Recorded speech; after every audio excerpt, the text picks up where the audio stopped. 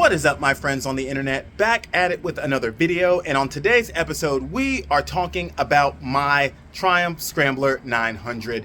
In the last video I listed 3 things that I disliked about the bike, and now it's time to return the channel to a place of positivity and talk about things that I do like. Today's video is about 5 things I love about the Scrambler 900. It's right there, you can't see it, but it's there, I promise. I kind of want to go around and just kind of do a really casual ride, so I figured I'd kick this one classic motovlog style, just ride around, see what I see, and while I'm out, talk to you about the things I love about this motorcycle. Let's get on into it.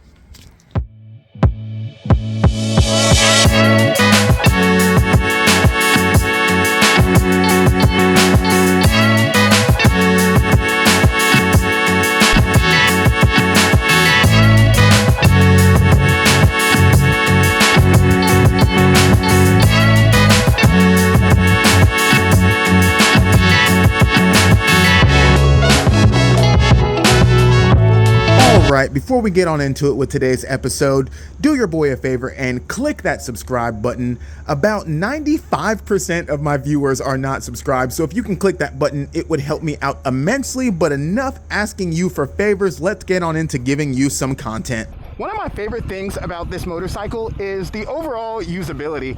I can see a random trail, or lack thereof, and just start going down it, see what I see, you know? It's essentially an overgrown field, but I'm out in here, seeing what I see, checking it out, just exploring, which is my favorite thing about motorcycling. I like exploring and seeing what I can see, seeing what I can find, and this bike allows me to do that. Whoa!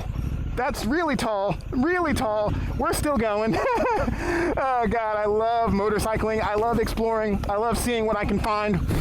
I love when bugs go in my helmet. And the Triumph Scrambler allows me to do that without drawing a ton of attention. It's not loud, it's not flashy, it's not visibly a dirt bike.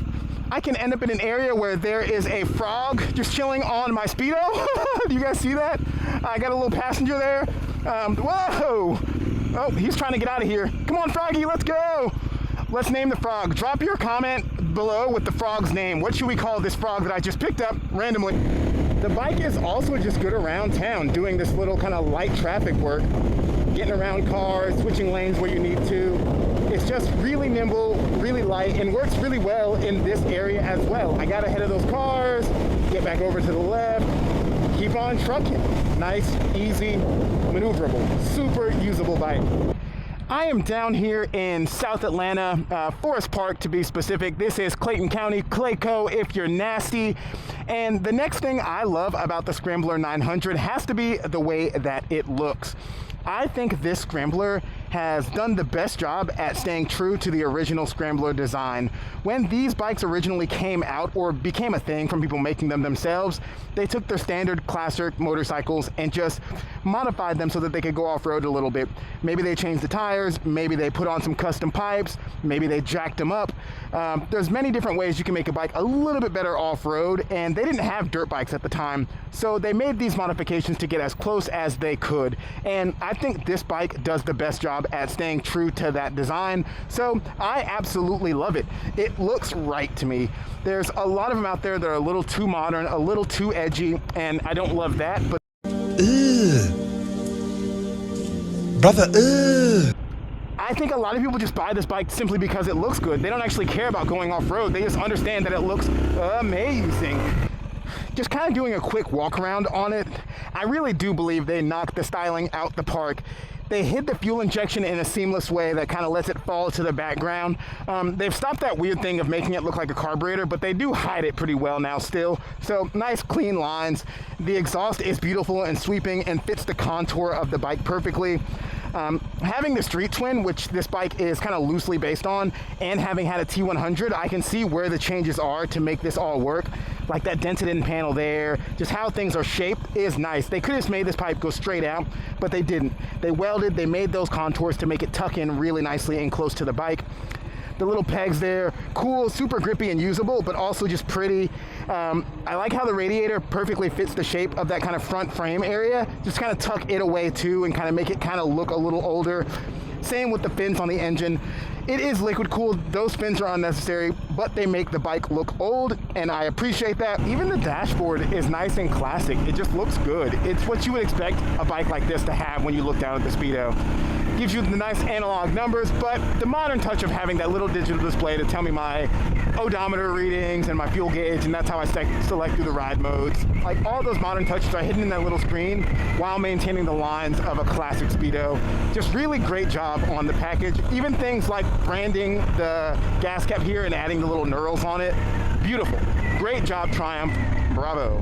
The next thing I love about my Triumph Scrambler 900 here is the overall dimensions. Before riding this bike, I was riding this Harley Dyna right here, and that bike really excelled on the highway. Out on the highway, I would get on that torque curb. I'd have that big chassis that was kind of heavy and planted. It felt stable. It felt like a freight train going down the highway, and I loved that. But where I did not love that was around town, pushing it around the driveway here, moving it around the carport there, backing in and out of spots, that kind of stop and go traffic stuff where I'm putting my feet down a lot. That bike felt heavy and cumbersome, and I did not enjoy it. That led me to borrowing and riding this Triumph Street Twin all of the time, because this bike, on the other hand, is great around town. It's really easy to push around the driveway, really easy to push around the carport. Stop and go traffic, putting your feet down is nothing to it. It's just all of those situations where having a light bike will save you some fatigue. This obviously thrived in those situations, and those are situations I find myself in a lot. But I don't find myself in those situations 100% of the time. There is the rare time where I want to be out on the highway, where I want to go on a tour, where I want to go on a really long road trip or an iron butt. I do that stuff. So I needed a package that was good at that as well, and this bike has not been great for me in that situation. I'm just a little too big for it, and I kind of have that like gorilla humping a rock feeling when I ride this bike sometimes. And out on the highway, I kind of get blown around on it. I just feel like my legs are up a little too high. I'm just a little bit too cramped at my size.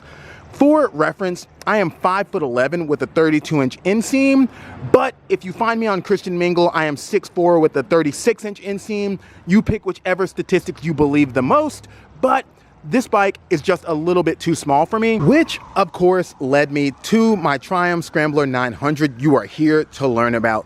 This bike is the best of both worlds for me. Out on the highway, I feel plenty comfortable. I feel planted. I'm not getting blown around. I don't feel too big for it or unsafe or any of that. I just took this bike down to Florida and back in a weekend, about 1,000 miles, all highway, no issues at all.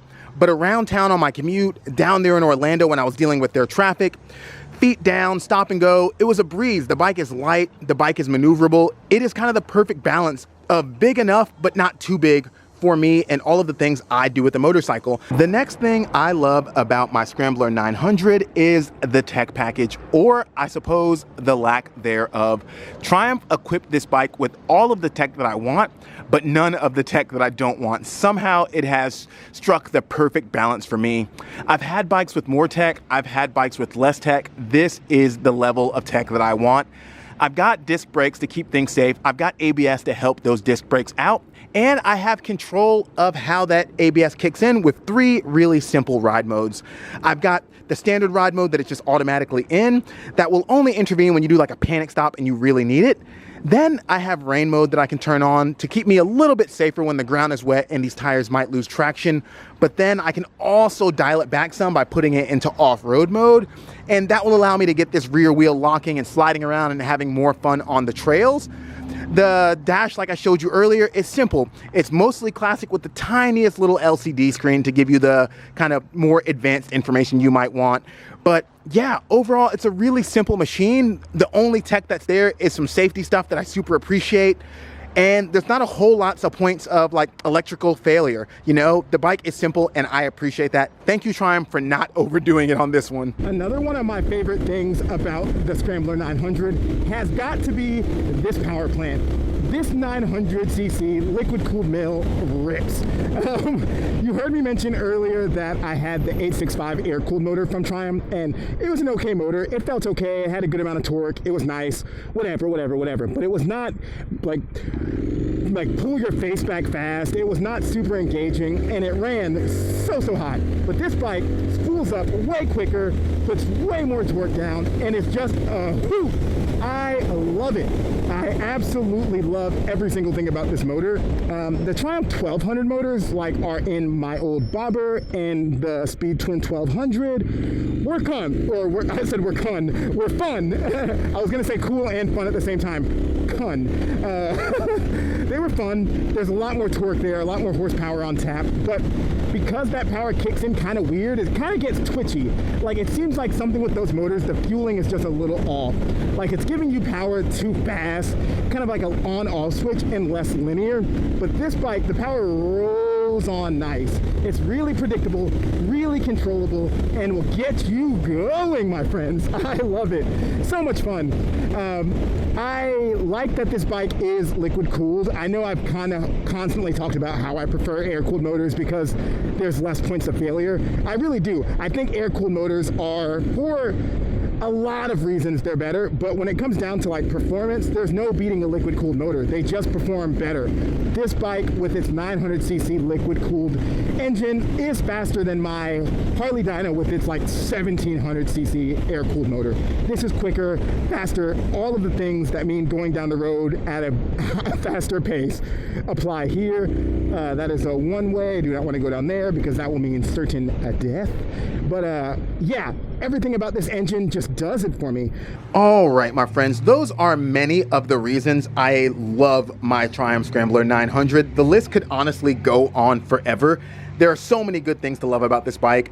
Those of you who watch all of the videos know I traded in 2 motorcycles to get this one, which for a minute there, I thought I was gonna regret, but I can wholeheartedly say I do not regret it one bit.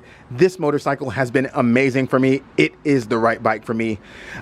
If this was at all helpful for you, please hit thumbs up. And if you haven't yet, again, it would help me out so much if you hit subscribe. But last but not least, please go out and have a fantastic day. Each and every single one of you deserves to have a good day, and I certainly hope you do. See you on the next one. Peace.